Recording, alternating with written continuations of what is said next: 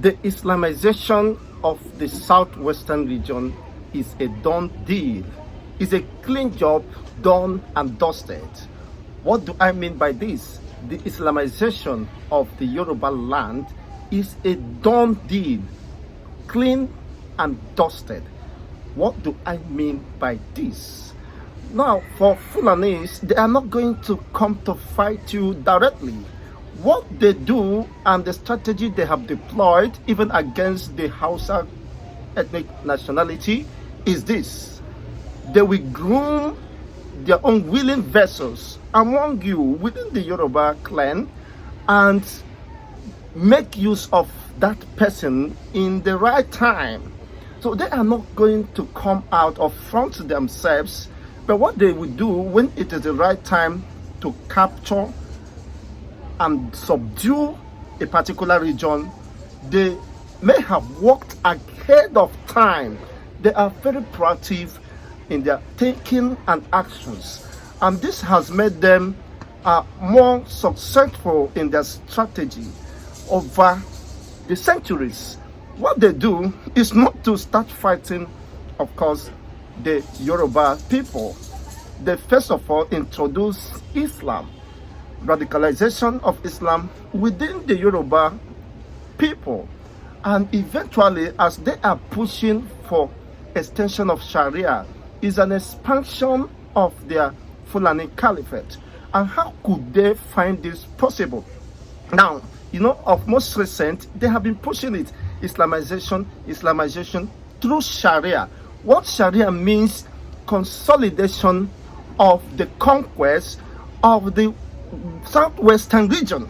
That is what it means, the Islamization of the southwestern region. There have been arguments about who is the majority within the southwestern region, the Christian or the Muslim or the pagans or the traditional worshippers. Now, what they do over time is to project a willing vessel among you, to groom such willing vessel so that it could be very useful in their hands when it comes, just as we are seeing now. Aregbeshola, the former governor of Osun State, who happens to be a Muslim faithful, and another lawyer of renown, of course, repute within the Yoruba clan or Yoruba ethnic nationalities, are the one now championing the cause of the Islamization or adoption or expansion of Sharia law in the entire southwestern state. What does that mean? Of course, the North have already conquered, the Sharia have already conquered the North. We have more than 12 states in practice based on the implementations of the Sharia law. Now, the lawyer is calling for a creation of Sharia appeal court within the southwestern region, so that the enforcement of Sharia, once that Sharia appeal court is being established, it will displace the Constitution of the Federal Republic of Nigeria, because the Constitution have empowered the Sharia after adoption. So whatever the Sharia does or its mode of oppression could no longer be interfered by the Supreme Court of Nigeria or the Attorney General of the Federation. What does that mean? That whether you believe in Islam or not, within the Yoruba jurisdiction, you will be bound by the same Sharia law that has been enacted, that have become an act, of course, recognized within the Nigerian Constitution. Now, this is the implication of this. The Christians within the Yoruba land will lose their rights to liberty of freedom of worship. Why? Because within the locals, the Sharia law will be invoked to adjudge certain cases which might not capture, in quotes, the tenets of Christianity or whatever the person believes. Now that they are using the willing tools within the Yoruba clan or the Yoruba indigenes, who are now well groomed over the years, well radicalized. You see, when it comes to radicalization of Islamic movement in the Southwest, one of them is Aregbeshola, a former governor of Osun State.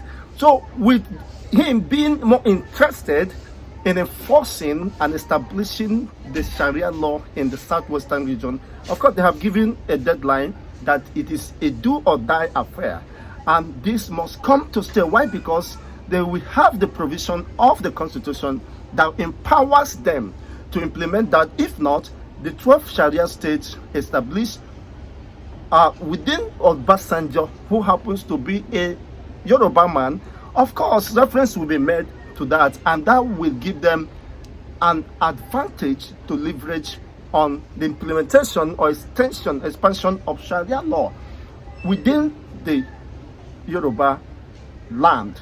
And that means a total conquest of the Yoruba traditional worship, of the Yoruba, of course, pagans, of the Yoruba Christians within the Yoruba, or any other person who practices a different religion that is not Islamic religion will be bound by that Islamic or Sharia law enacted or established. The implication is that the total conquest of the Yoruba land has been perfected. Now, Fulani are not coming to shoot guns, because they have done their jobs very neatly over the decades. While some people are busy, distracted, they are more committed and focused in pursuance of that agenda or interest over time. You recall what Usman Dan Fodio said in his lifetime, that he's going to, of course, stretch his leg from all the way the Fulani Caliphate down to the Atlantic. This is just what is being perfected today. Now, it will be relatively impossible to conquer the Western. It will be pretty difficult for them to subdue the Eastern region, most especially the Southeastern region. And this they have considered, that if we can't get the Eastern region at this time, let's just overrun the entire Western region or Southwestern region with implementation of Sharia. And in course of time, after perfecting the total exclusive dominance using the instrumentality of religion.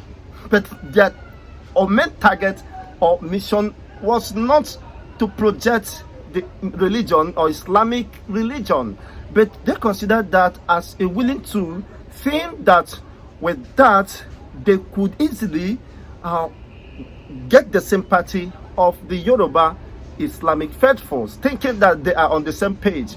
Recall, there have been several Islamic communities or Muslim communities that have been attacked by the same Fulani militias. They do not spare anyone, of course, that stands their way. I mean, Muslim communities within the Yoruba clan that have been attacked by the Fulanis, who professes to be Muslims as well. So they have no regard or respect to your own identity, to your own culture and belief system. They want to enforce whatever they believe could easily compromise your position, and believe what they call creating the false narrative or impression that they are in solidarity with you. But when they have achieved the main objectives, of course, of conquest, they will now show up their real color, their true color, as one of the governors of the North said, that they're going to show Tinubu their real color. Now, when you consider the northern, the Hausas and the Fulani, the relationship between them, they are still fighting today, despite that they claim to be one religion or projecting Islamization. But that is not the case. That is not the interest. That is not where the interest lies. The interest is to protect and expand the prowess, of course, of the Fulani Caliphate. They want to extend their rule or their domain across the entire Nigeria. Starting with the southwest is considered to be a very fertile, of course, program for them. Over the years, they have perfected everything. For some of them who said it is not possible, it is unfolding before you.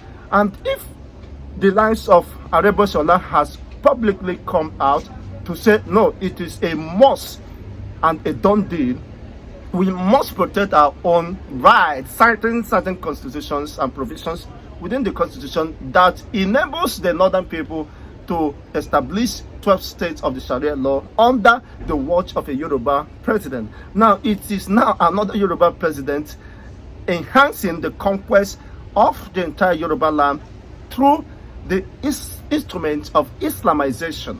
And when this is achieved and done and dusted, then the next agenda will gradually begin to unfold. What do I mean by this? A time is coming within the southwestern region, after the implementation of Sharia law, that whatever that will be decided within the southwestern region, the Afenifers will have no control or say over that. Of course, the Yorubas, we have no control. What we now determine is the order or instructions from the caliphate. How do I mean? Of course, Ilorin is the Kwara state to cite as a reference over this case. Now, what does this mean?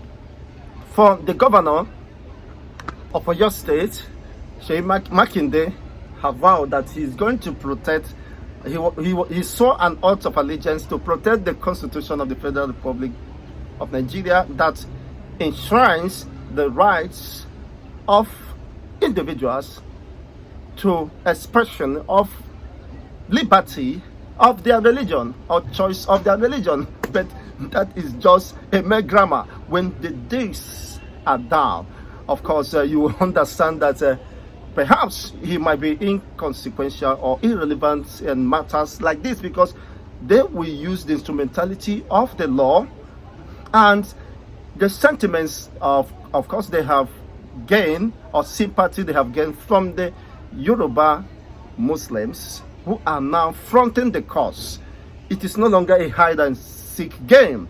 It is coming very clearly, and if that is taken to the National Assembly and House of Representatives, eventually they will have their way.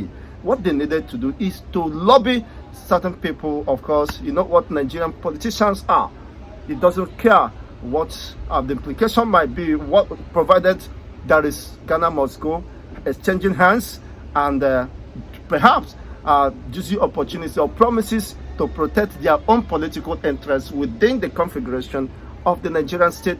They will sell out, stretch and without any mention west. But that is quite unfortunate. If such implementations succeed as they are taken to the court to argue their case, they will definitely succeed. It's not a matter of they will not succeed and this. And when you consider the population index, indirectly, the Hausa, in terms of census, they're claiming that they have greater percentage of Muslim within the southwestern region. Now, it's an argument that is subject to scrutiny and controversy. But then, unfortunately, the Christian communities have lost their voice to such greater extent, even within the southwest. They say, by the way, everybody can express himself. But then, beyond that, they are well targeted. They are well focused to their targets and using the instrumentality of the willing vessels within the Yoruba extraction to perfect and accomplish and seal the conquest. So the extension and expansion of the Sharia law within the western region is an extension of the Fulani Caliphate, of course, by proxy. That is just the case. And when this is done, of course, just forget it. The other things is just a walkover. Well, let's have your own take regarding this development and what you think is the way forward, because what we are seeing now is that the constitution or the provision of the Constitution of Nigeria that recognize the right to religious affiliations or professions is being threatened with inaction and expansion of this adoption of the Sharia law out of being bonded within the family ties and relationship, and to be adopted as a law that should be binding on all and sundry. Then there is serious implication and consequences, as the case is. Well, let's continue with this development. It is very clear and unequivocally undisputable the fact that the Yoruba community, the Yoruba nation, the Yoruba land is a conquered territory by the inaction of this Fulanization or Islamization or expansion of Sharia law. There's no two ways about that, because you can't have two laws, substitute laws, running, of course, in line, in parallel with each other. One must certainly override other, especially when it has the potency and the radicalization behind the Islamization expansion of the sub-Saharan African states. Let's get to know what is your own take regarding this development. It's been an exciting moment with Chigos and Debo. Trust you're getting on well. Let's have your own reservations and comments via the comment section. We'll continue these deliberations and the way forward. Thank you once again for watching.